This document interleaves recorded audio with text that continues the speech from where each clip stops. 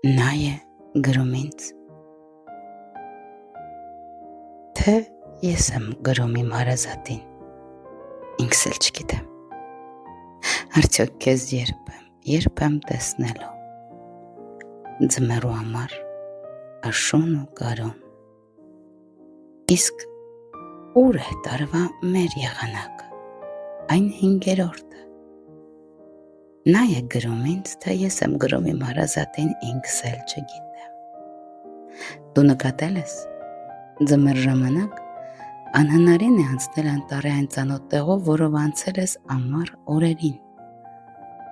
քանի որ ցրտից սաստիկ կուչ գալով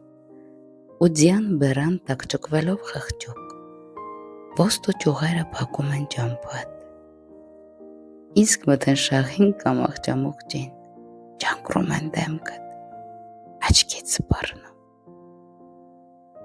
ես քայլում էի աղջամուղջի մեջ, ու քայլում էի նաև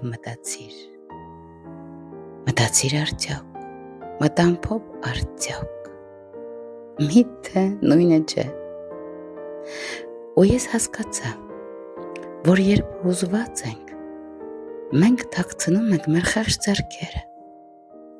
երբ անվստահ ենք, մենք թաքցնում ենք մեր խեղճ ոտքերը,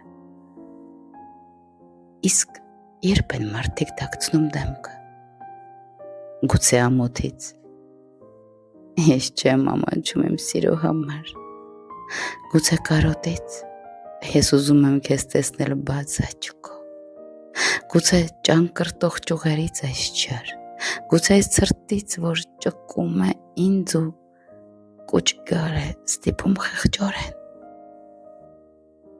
կուչ գալ եմ ուզում քո թևերի տակ, միայն քո թևերի տակ, նա է ավարտում, թե ես նրա տեղը ինքս էլ չգիտեմ,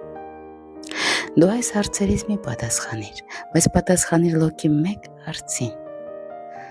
գարունը անցավ, ես քեզ չտեսա, ամառը անցավ, ես քեզ չտեսա, աշունը անցավ, չտեսա ես քեզ, ձմեռն էլ կանցնի, չեմ տեսնի ես քեզ,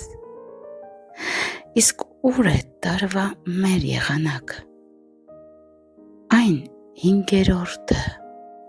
միթե չի գալու,